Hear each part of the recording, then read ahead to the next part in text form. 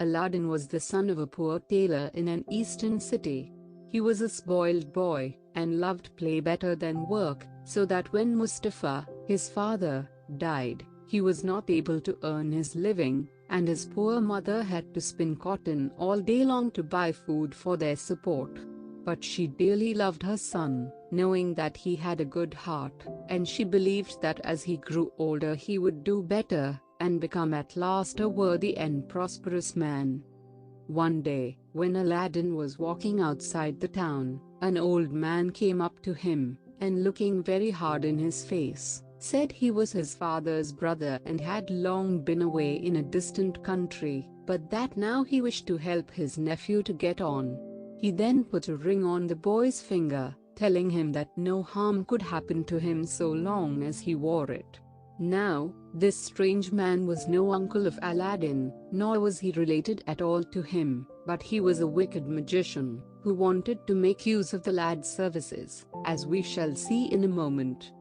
The old man led Aladdin a good way into the country until they came to a very lonely spot between two high black mountains. Here he lit a fire, and threw into it some gum, all the time repeating many strange words. The ground then opened just before them, and a stone trapdoor appeared. After lifting this up, the magician told Aladdin to go below, down some broken steps, and at the foot of these he would find 3 halls, in the last of which was a door leading to a garden full of beautiful trees. This he was to cross, and after climbing some more steps, he would come to a terrace, when he would see a small shelf, which there was a lighted lamp. He was then to take the lamp, put out the light, empty the oil, and bring it away with him.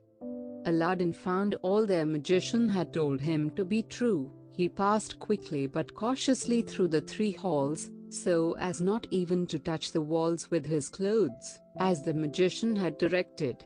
He took the lamp from the shelf, threw out the oil, and wrapped it in his arms.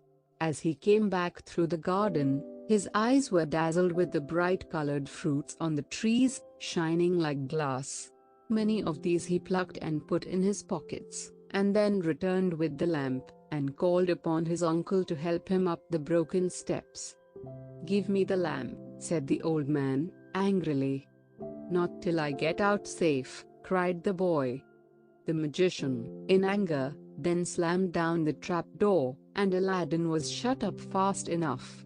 While crying bitterly, he by chance rubbed the ring, and a figure appeared before him, saying, "I'm at your command, the genius of the ring. What do you desire?" Aladdin told the genius of the ring that he only wanted to be set free, and to be taken back to his mother. In an instant, he found himself at home, very hungry, and his poor mother was much pleased to see him again. He told her all that had happened. She then felt curious to look at the lamp he had brought and began rubbing it, to make it shine brighter.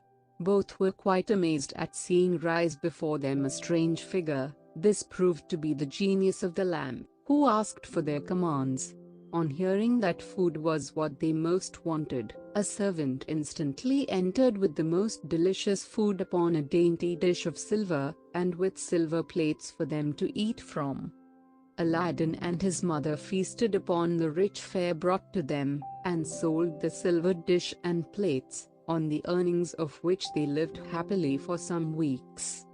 Aladdin was now able to dress well, and in taking his usual walk, he one day chanced to see the Sultan's daughter coming with her attendants from the baths.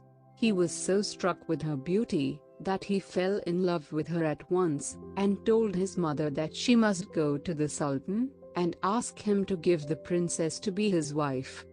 The poor woman said he must be crazy, but her son not only knew what a treasure he had got in the magic lamp, but he had also found how valuable were the shining fruits he had gathered, which he thought at the time to be only colored glass. At first, he sent a bowl full of these jewels, for so they were, to the Sultan, who was amazed at their richness, and said to Aladdin's mother, "Your son shall have his wish, if he can send me, in a week, 40 bowls like this, carried by 20 white and 20 black attendants, handsomely dressed." He thought of this to keep what he had got and to hear no more of Aladdin. But the genius of the lamp soon brought the bowls of jewels and the attendants, and Aladdin's mother went with them to the Sultan. The Sultan was overjoyed at receiving these rich gifts, and at once agreed that the Princess Bulbul should be the wife of Aladdin. The happy youth then summoned the genius of the lamp to assist him and shortly set out for palace. He was dressed in a handsome suit of clothes, and rode a beautiful horse. By his side marched a number of attendants, scattering handfuls of gold among the people. As soon as they were married, Aladdin ordered the genius of the lamp to build, in the course of a night, a most superb palace, and there the young couple lived quite happily for some time. One day, when Aladdin was out hunting with the Sultan, the wicked magician, who had heard of his good luck and wished to get hold of the magic lamp, cried out in the streets, "New lamps for old ones!" A silly maid in the palace, hearing this, got permission from the princess to change Aladdin's old lamp, which she had seen on a stand where he always left it, for a new one, and so the magician got hold of it. As soon as the magician had safely got the lamp, he caused the genius to remove the palace, and Bulbul within it, to Africa. Aladdin's grief was very great, and so was the rage of the Sultan at the loss of the princess, and poor Aladdin's life was in some danger, for the Sultan threatened to kill him if he did not find his daughter in 3 days. Aladdin first called upon the genius of the ring to help him, but all he could do was to take him to Africa. The princess rejoiced to see him again but was very sorry to find that she had been the cause of all their trouble by parting with the wonderful lamp. Aladdin, however, consoled her and told her that he had thought of a plan for getting it back.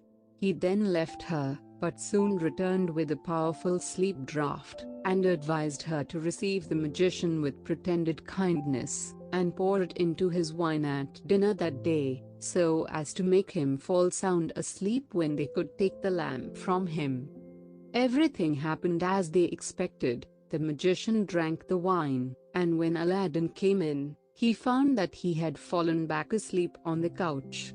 Aladdin took the lamp from his arms and called upon the genius to transport the palace, the princess, and himself, back to their home city. The Sultan was as astonished and pleased at their return, as he had been upset beyond measure at the loss of his daughter. For Aladdin with his lovely wife Bulbul, they lived long and happy lives afterward, enjoying their good fortune.